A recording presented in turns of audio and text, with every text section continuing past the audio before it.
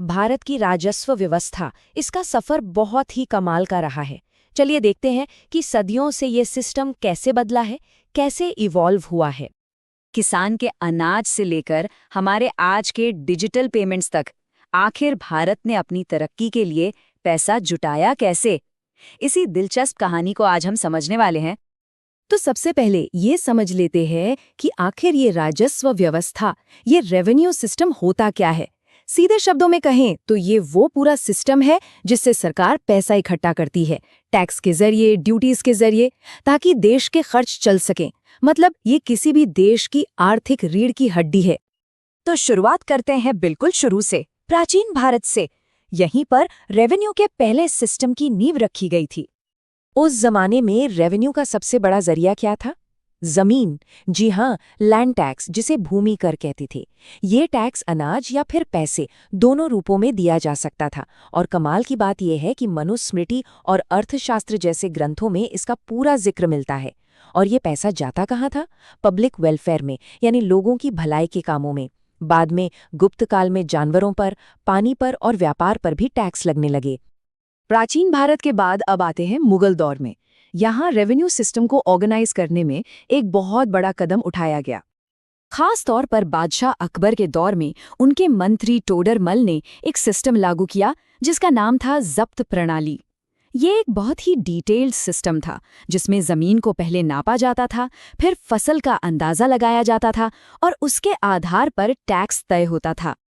और टैक्स कितना था? औसतन पैदावार का 1/3 हिस्सा।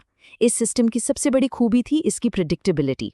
मतलब किसानों को पहले से पता होता था कि उन्हें कितना टैक्स देना है। इससे एक तरह की स्थिरता आई। मुगलों के बाद आए ब्रिटिश और उनके आने से सब कुछ बदल गया। अब रेवेन्यू कलेक्शन का मकसद लोगों की भलाई नहीं, बल्कि कॉलोनियल सरकार का खजाना भरना था। उन्होंने भारत में रेवेन्यू के लिए 3 बड़े सिस्टम बनाए, जिन्हें ब्रिटिश राज के 3 स्तंभ भी कहा जाता है: जमींदारी, रयतवाड़ी और महलवाड़ी। चलिए एक एक करके इन्हें समझते हैं। तो पहला था जमींदारी सिस्टम। इसमें जमींदार, जो एक तरह के बिचौलिए थे, वो किसानों से मनमाना टैक्स वसूलते थे और उसका एक फिक्स्ड हिस्सा अंग्रेजों को देते थे। दूसरी तरफ थी रैयतवाड़ी प्रथा। इसमें कोई बिचौलिया नहीं था, किसान सीधे सरकार को टैक्स देते थे, लेकिन टैक्स की दरें इतनी ज्यादा थीं कि उनकी कमर ही टूट जाती थी। और फिर आया तीसरा सिस्टम, महलवाड़ी। महल का मतलब था पूरा गांव या गांव का समूह। इस सिस्टम में टैक्स चुकाने की जिम्मेदारी किसी एक किसान की नहीं, बल्कि पूरे गांव की होती थी। सोचिए कितना सामूहिक दबाव बनता होगा। नतीजा ये हुआ कि किसानों की हालत बद से बदतर हो गई। इन तीनों ही सिस्टम्स का असर भारतीय किसानों और खेती पर बहुत ही विनाशकारी पड़ा। फिर आया 1947। भारत आज़ाद हुआ। अब जरूरत थी एक ऐसे टैक्स स्ट्रक्चर की जो देश को बनाने के काम आए, ना कि लूटने के। और यहीं से शुरू हुआ स्वतंत्र भारत का अपना टैक्स सिस्टम। तो नए सिस्टम में टैक्स वसूलने की जिम्मेदारियों को बांटा गया।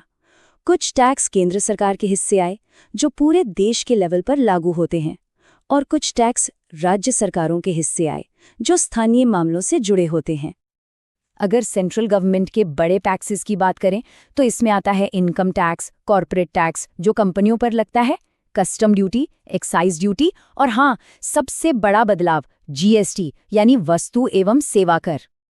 और राज्यों के पास क्या है? उनके पास है लैंड रेवेन्यू, प्रॉपर्टी टैक्स, बिजली पर लगने वाला टैक्स और स्टेट एक्साइज, जो खास तौर पर शराब और पेट्रोल जैसी चीजों पर लगता है। लेकिन इसमें एक बड़ी दिक्कत थी। दिक्कत ये थी कि पहले हर राज्य के अपने अलग अलग बहुत सारे टैक्स होते थे। इससे होता ये था कि देश के अंदर ही व्यापार करना बहुत मुश्किल और कंफ्यूजिंग हो जाता था। एक ही चीज पर अलग अलग राज्यों में अलग अलग टैक्स। और इसी समस्या का हल निकालने के लिए 2017 में आया जीएसटी। इसका मकसद था एक देश एक कर, यानी पूरे देश में एक ही इनडायरेक्ट टैक्स सिस्टम लागू हो, जिससे व्यापार आसान हो जाए। तो हमने प्राचीन भारत से लेकर आज तक का सफर देखा। चलिए एक नज़र में इस पूरी कहानी को फिर से समझते हैं।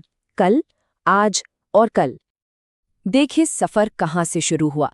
प्राचीन काल के भूमि कर से, फिर मुगल दौर में पैदावार का 1/3 हिस्सा, 1793 में ब्रिटिश जमींदारी सिस्टम आया, 1947 के बाद केंद्र और राज्यों के बीच टैक्स का बंटवारा हुआ और फिर 2017 में आया GST, one nation one tax.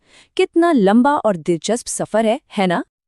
तो आज भारत ई गवर्नेंस और ज्यादा ट्रांसपेरेंसी की तरफ बढ़ रहा है। ऐसे में सवाल ये उठता है कि भविष्य का एक सच्चा, निष्पक्ष और असरदार रेवेन्यू सिस्टम कैसा होना चाहिए? क्योंकि ये सिर्फ सरकार की कमाई का जरिया नहीं है, ये हमारे देश की तरक्की की बुनियाद है।